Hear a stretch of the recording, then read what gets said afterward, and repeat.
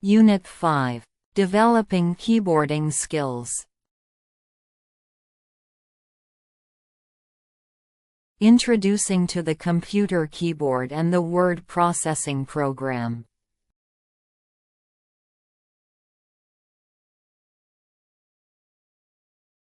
Word processing program.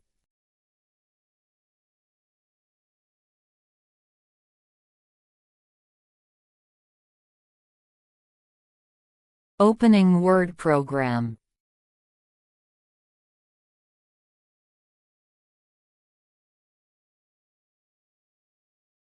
Click on blank document.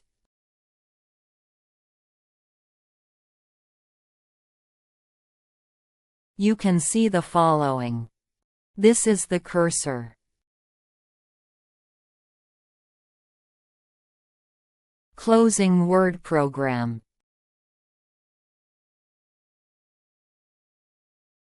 Close button.